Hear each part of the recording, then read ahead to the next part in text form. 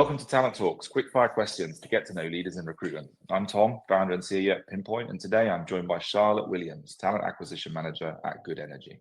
They're a brilliant customer of ours, and they're actually the only B Corp home energy supplier in the UK with 100% renewable energy. They're doing all the things all energy suppliers should be doing, and they're a super exciting company for us to be working with. Charlotte's got loads of experience in this space, and we recently saw her on stage at IHR Bristol. The talk was awesome, and really excited to dig into that and ask her a whole bunch of questions today. Charlotte, thanks for joining. You ready for some questions? Yeah, let's go for it. Awesome. So let's start with this. If you weren't in recruitment, what would you be doing? So at uni, I studied ancient history and Egyptology. So the dream was to go to Egypt and work on dig sites. But some things happened within Egypt at the time, so there were quite a lot of strikes. So dig sites got closed down, which is how I landed in recruitment. So I'd like to think if I wasn't in recruitment, I'd be doing something with mummies, but potentially maybe doing something in coaching and personal development, because I've got a bit of background in that as well. Oh yeah, no, that's because you were at EasyJet for a while, right? And then you moved from there into kind of coaching with Ovo and things like that. Is that right? Yes, it is. Yeah. So I was at Awesome. EasyJet for a couple of years working on the more short haul flights. Yeah. Epic. But you're basically an Indiana Jones is what you'd actually be doing if you weren't doing this. That Yeah. or Lara Croft, I think, is a Cool. fair way. Better analogy. Yeah, getting the vibes. I like it. Okay, cool. Awesome. So look, that sounds amazing. I think nevertheless, what you are doing is some awesome stuff with a really cool company and Good Energy. I guess it'd be great if you could give us a bit of a sort of 60-second quick fire summary of what you're spending your time doing there. Yeah, at Good Energy, I look after everything from the big stuff like the strategy and the budget and how that feeds into our overall goals within HR as well as the business objectives. But I also look after day-to-day recruitment. I lead a team, so the team will specialise in a lot of our roles across the business, and I've got a bit of a focus on the harder to fill roles as well as the more senior roles. So I'm currently spending quite a lot of time within our services field. So that's roles where we're installing solar panels, heat pumps to get them into customer and commercial properties. So I'm working on those because they're a bit more tricky currently. We also do lots of work with regards to our EVP. So looking at how we can proposition ourselves as an employer, because we're not the most well-known provider out there. So what we're trying to do is really sell ourselves on our EVP and our culture and ways of working. Sure. To be honest, I'd say Pinpoint's kind of much the same, right? Like the ATS landscape is very frothy. There's hundreds of vendors. We aren't the most well-known vendor either, and we really try and sell both to employees and prospective employees, but also to clients on here's how we're different, and our EVP forms such an important part of that, even for people buying our software. I think when you were on stage at IHR Bristol, you talked a lot about how you leveraged your EVP to help actually attract this awesome talent. I guess would be good to dig into that in a bit more. What is it that really sets Good Energy apart, and how are you leveraging that when you think about going out to the market for these tougher hires? Yeah, for sure. And I do see a lot of Pinpoint in Good Energy. I think that we are quite similar businesses in the way we operate. Sure. Yeah. And a big part of Good Energy is that we're really lucky with what we offer. So we've got a great range of benefits. The culture is really fantastic, our ways of working, and also obviously our purpose and values as to why we do what we do is really appealing. 100%. So for us, and one of our main focuses is how we actually leverage that and sell it to our people and potential people as well. And what we found is the best way to figure out how we should be doing that is by speaking to our current people. So I've spent quite a lot of time speaking to our field-based engineers, for example, to find out how do you find a job? What's important to you from a company? Do you use job boards? Do you use LinkedIn? Because for our office-based staff, we're a dab hand. We know to go to LinkedIn and source and how to go around that. But with field-based, it's a whole new kettle of fish for us. So actually speaking to our people and figuring out how they see jobs and what they want to see, that sort of helped us think about how we proposition ourselves, even down to little things like how are our adverts laid out, or what marketing campaigns should we be doing? Should we be doing posters? Should we be doing ads on YouTube? Should we be doing more things on socials? We found a lot of those field-based roles have told us word of mouth. So actually, then they aren't on LinkedIn, and there isn't much point in doing lots of sourcing through different sites because that isn't necessarily how we're going to find people. So we've been looking at our refer a friend scheme and how we make that even more attractive, but also how we can roll that out through social media as well and reward people for liking and sharing our social pages so that people feel rewarded and keep interacting with our content even outside of work as well. Makes perfect sense. And I guess like you talked about a whole bunch of different channels there, right? From the conventional stuff and from the kind of more digital things that like the in-office folks are good and well versed at using, all the way through to YouTube ads, which I think is awesome, social, refer a friend and other things. You've also spoken in the past about the importance of building like this really diverse direct talent pipeline, right? Is the same approach working for you there? Are you doing anything different as you build this kind of diverse pipeline of talent, or is that kind of all encompassed in the stuff that you just talked about?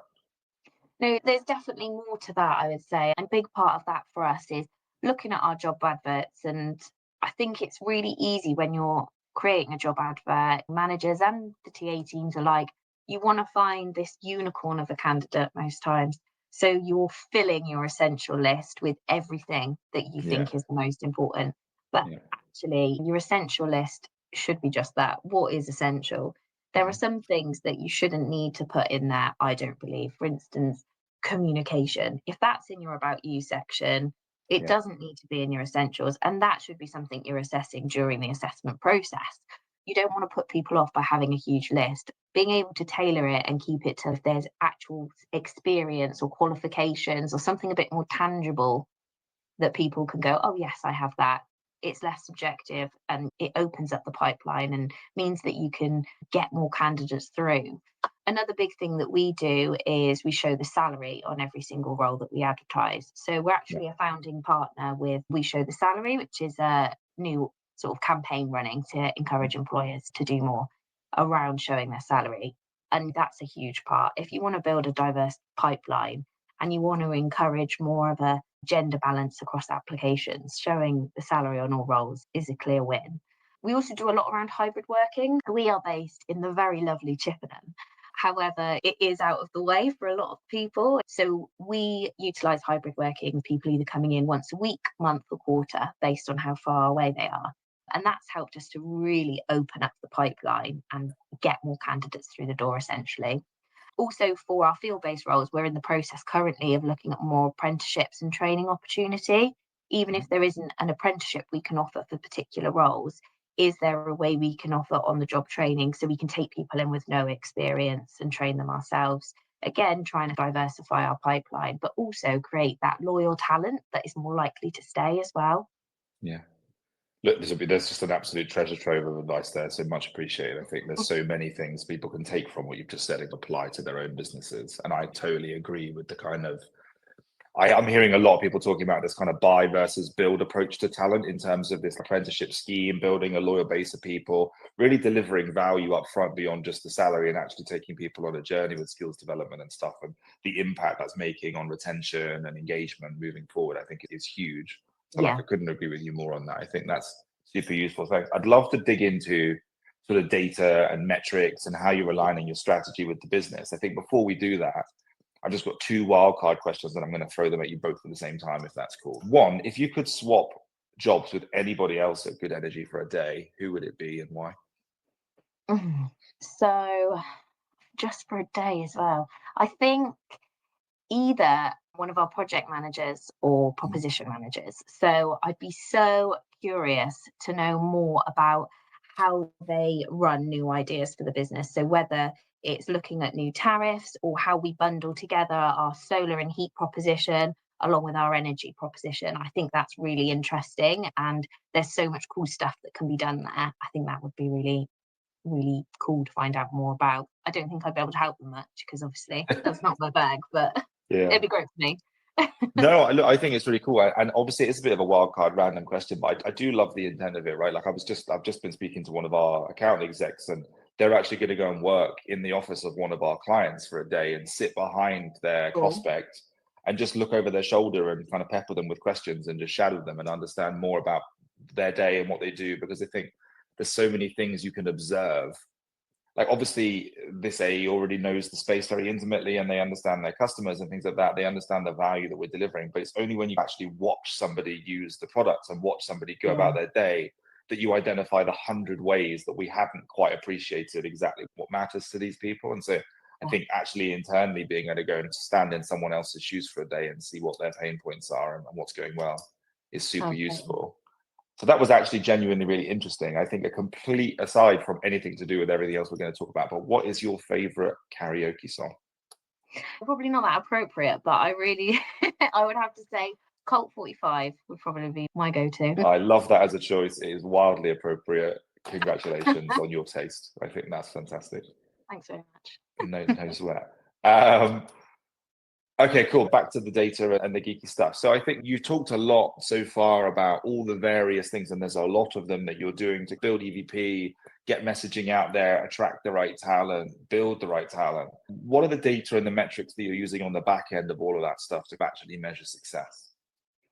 Yeah, that's a really good question. So I would say that we started off by looking at the very obvious ones that you do within recruitment, agency versus direct, Yep. time to hire, obviously with D&I data. What we've Mhm. done since we've had Pinpoint is we have the ability, which we didn't have before, to go a bit deeper with that. So now Yep. we look at time in each stage as well. And it's a Yep. great way when we're sort of doing our retros with managers around how the recruitment process went to reflect on how quick we were to review candidates and to get Yep. them into interviews and get them feedback. We've also done a lot more recently with candidate feedback. So something we had and we would look at and we would try to implement, but now we hold ourselves a bit more accountable to it. So we make sure that if there's a suggestion in there, we do proper investigation to see if that's something that we could implement.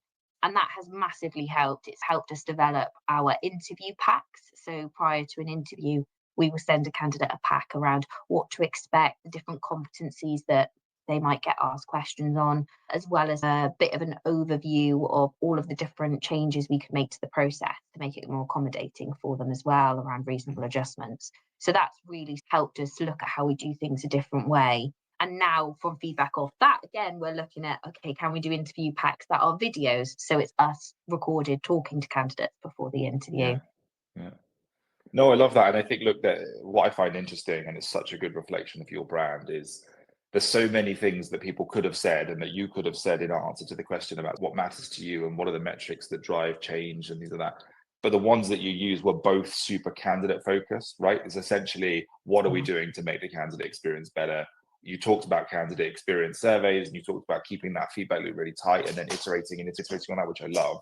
But then even when you weren't talking about explicitly asking the candidate the things, you're saying, oh, what's the candidate time spent at each stage? And where is there a bottleneck? And how can we drill in deeper Yeah. than just time to hire and time to fill and look at where are we slowing things down and how do we make that better? I think it's great. You can always infer a lot from where people choose to spend their time on a reporting basis. And I think that's awesome. So yeah, thank you for sharing that. As we step back and look at the business more broadly, I think sometimes we often see as like recruitment can be looked at in isolation from the wider business. Yes. And I guess I'm really interested in understanding, like, obviously, Good Energy as an organization has a big picture kind of company goal and strategy. So, how do you go about aligning what you're doing from a recruitment strategy perspective with the kind of bigger goals of the business? Yeah, that's a really good question. So we work incredibly closely with our people and culture team, which is our HR team. Obviously, we Yeah. sit within people and culture, but we also are very aligned with regards to strategy. So when the company creates their objectives and the strategy for the year, it all filters down. So it goes through to people and culture, and then I will work with the wider people and culture team to align that to what the talent acquisition strategy should be. Um, I'm lucky and fortunate enough that I work at a company that is very good at informing us and telling us what our goals are. And because we are purpose led, we are very focused with regards to achieving those. So when we make the talent acquisition strategy, it naturally aligns to the business very well because we are so well informed. Equally, our hiring managers, I have catch ups with them every quarter at least to talk about what their plans are for the next 3 to 6 months. So I feel like by making sure we've got that communication always open and the fact that we have such great information from our leaders at Good Energy, it's very easy to know what the business objectives are and where our focus is. It makes perfect sense. Just having that sort of tight knit relationship between TA and the rest of the HR function, then from HR to the rest of the business is so important. But I think that connection is often missed. So great that you guys are tackling that so well. Can't have a conversation these days without talking about AI. What's your take on AI in the context of the TA industry? Like, what's the impact it's having, and how do you feel about that? I think AI needs to be embraced in a lot of ways because ultimately candidates are embracing it. So candidates are using it when they apply. So we need to use it as well. However, I have, I think, quite strong views. I think that we need to use AI in what I think of as the right way. So anything that can take away administration or manual elements of the process. So if we can use it to keep candidates more informed of the process, or if we can use it, for instance, like in Pinpoint with self-scheduling interviews, anything like that is useful. At Good Energy, we do use it for some auto rejections, which are around things like location, if they're outside of the UK, and we can't offer or sponsor that currently. But other than that, I wouldn't use it to review any applications. Open to using it for interview notes, anything like that, anything that takes away an administrative manual element. But I think a huge part of TA that we can't ignore is people. And in order to really understand people, you need people to understand people. You can't ask AI to do that. So I'm all about embracing it, but I think there's a right way to do that. Yeah, one of the things you said very early in that response was this idea that we have no choice because candidates are embracing it. And I think you're completely right to identify that. I think it's really interesting. I had a call yesterday with one of our very high volume hiring clients in Canada, and they're asking for us to put in sort of text message verification now when applying for a job because they're getting so many AI bot applicants for roles that they're actually struggling to differentiate whether this is a person who's really looked at the role and considered it and applied for it. And actually, we're seeing that as a sort of ATS solution provider, that adoption of AI just isn't a choice. And actually, we have to think about the second order ramifications of that and start building tools to make sure it's easy for you as a customer to identify who's real and who isn't, right? And yeah, I think your approach is quite well considered, to be honest, and I think I agree with you. As we wrap up, and yeah, again, really appreciate you taking the time to run us through these things with such comprehensive answers today. I guess, what's your view on the biggest challenge that we're facing as an industry in 2025? What are the big things that TA has to contend with as we look through the rest of the year? From a selfish point of view at Good Energy, I would say that we are experiencing two very different markets.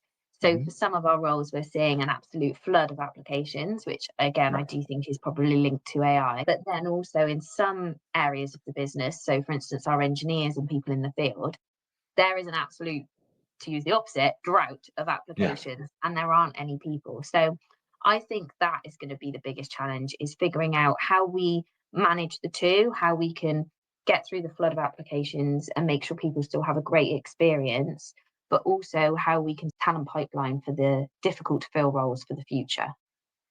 Yeah, makes perfect sense. And I think, just to reassure you, we're seeing that problem very widespread across anybody doing anything, as we would call it, in the office, in the field, is seeing these kind of very different worlds colliding with each other at the same time. I think your approach makes a great deal of sense. But yeah, there are real challenges out there. And I think it's interesting when we work with organizations who only do one of those two kind of arenas of recruitment. They just don't observe the difference, if that makes sense. They think that the whole world looks like the problem they're contending with. Whereas organizations like yours have this different perspective because you have both challenges simultaneously, and I empathize with that. But I'm also very confident you'll handle it swimmingly. Thanks so much for your time today, Charlotte. It's great to go through the 10 questions. Everybody, you can follow Charlotte on LinkedIn. We'll put links to Charlotte's LinkedIn and to the website for Good Energy so you can learn more about them, see their EVP in the real world, and see how they're doing things. But yeah, Charlotte, thank you so much for joining us today. Thanks, Tom. If you want to be featured or know somebody who'd be a great fit for Talent Talks, please get in touch. We'd love to speak to them, and have a fantastic day. Thank you, everybody.